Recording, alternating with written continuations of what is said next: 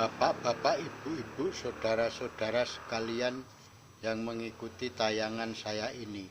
Saya ucapkan terima kasih atas kepedulian Bapak, Ibu, Saudara yang mengikuti tayangan saya ini. Saya akan mengenayangkan pengalaman saya masalah mengambil air 7 sumber dan mencari wahyunya di situ. Pada saat itu, saya kedatangan tamu dari Jakarta. Beliau mengatakan bahwa dia suatu teman yang dipercaya untuk mencari dukungan.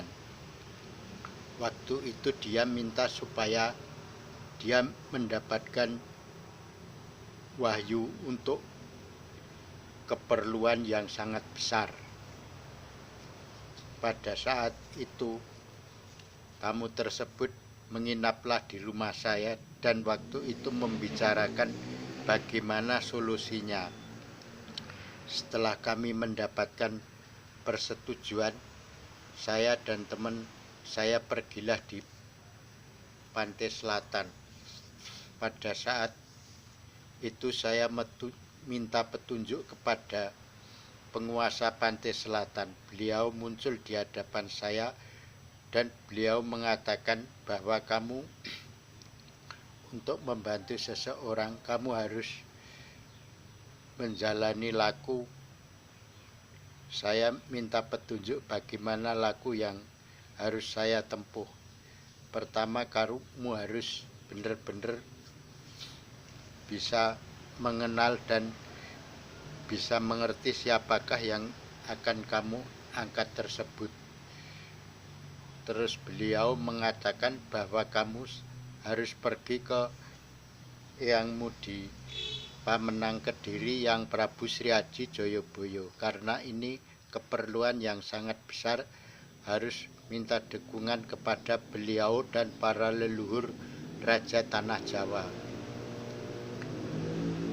Setelah beliau mengatakan begitu, beliau memberi saran supaya kamu hati-hati dalam menjalankan tugas ini, karena di sini banyak orang yang mengincar semua, yang tidak boleh main-main karena ini kelasnya sudah kelas yang lebih besar.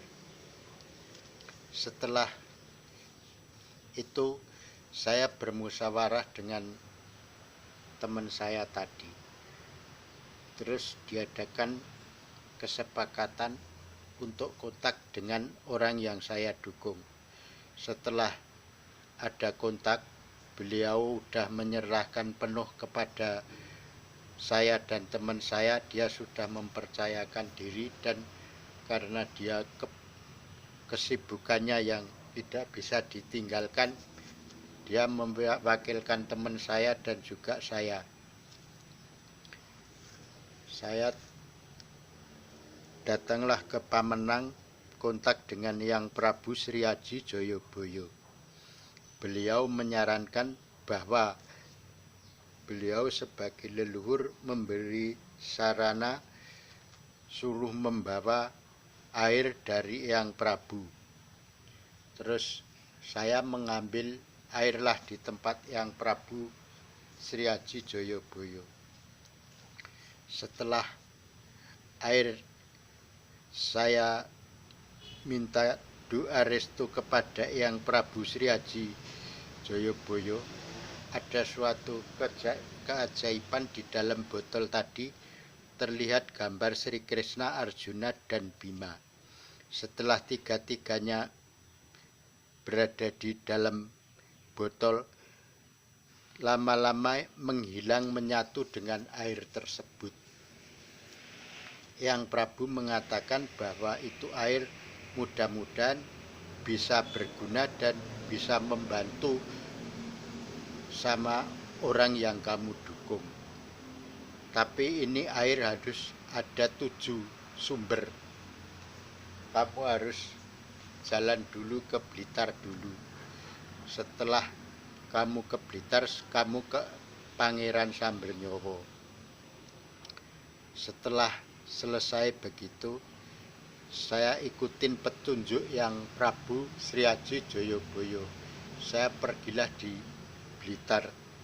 Saya kontak dengan para leluhur, para sesepuh di sono. Saya juga mendapatkan apa yang saya dapatkan seperti yang saya dapatkan dari yang Prabu Sri Aji Joyoboyo. Waktu saya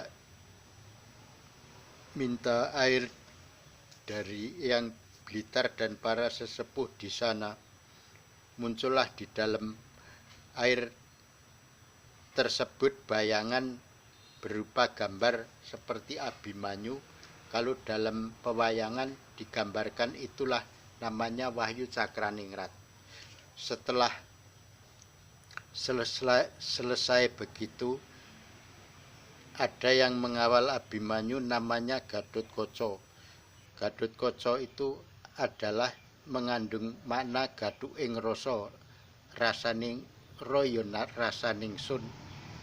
Dadi apa ingkang dadi arahanira yaiku ingkang dadi arahaning sun, dadi sambatira ya sambat ingsun. Maknanya Gatotkaca begitu. Setelah selesai dari Blitar, saya ikutin petunjuk dari Eyang Prabu juga. Saya jalani ke Eyang Mangkunegara. Eyang Mangkunegara juga Eyang Pangeran Sambernyawa. Setelah sampai di sana, udah mendekati jam 11 malam. Karena di sono tutupnya jam 12 malam.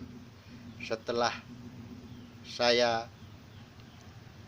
meditasi di sono dan kontak dengan para leluhur yang di sana, yang Pangeran bilang sama saya begini, ini kamu harus hati-hati karena ini ada yang mengintai. Ini orang yang tidak senang, selalu mengikuti, mau merebutnya. Setelah begitu, kamu bisa mendapatkan dari sini, tetapi kamu harus kontak dulu sama yang bersangkutan bahwa ini mengambil air dari sini, karena ini air akan dikasih suatu kekuatan dari sini. Dia harus berpuasa. Pertama puasa 3 hari, kedua puasa Senin Kemis, yang ketiga 2 hari menjelang hari H harus puasa juga. Setelah yang bersabda begitu, tahu-tahu di dalam air saya muncul ada gambar pewayangan 2, yaitu wayang Krishna dan Arjuna. Krishna itu kalau dalam pewayangan itu namanya Wahyu Makutharama. Wahyu Makutharama yang diwujudkan Sri Krishna. Setelah begitu, bayangan tadi menyatu dengan air tidak nampak lagi karena sudah menyatu dengan air tersebut. Setelah begitu Eyang ngandika begini, sakwise saka papan kene kowe kudu lumaku kabeh, mengko kudu cukup 7 sumber. Prayogane saka ing papan kene kowe kudu teka ning petilasane yang Panembahan ning Dlepih. Matur nuwun sih yang kula badhe sowan dumateng Dlepih. Setelah itu perjalanan saya sampailah di Dlepih, daerah Giriwaya Wonogiri. Setelah sampai di sono, saya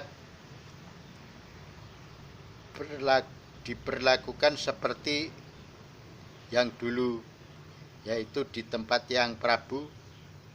Saya dikasih air dalam botol tersebut, ada berupa wujud nur berjumlah 3.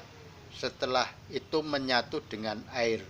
Setelah begitu Eyang ngendika begini, sira sakwise teka ing papan kene mengko kowe kudu ngati-ati ing sak dalan-dalan akeh sing ana ingkang bakal culika.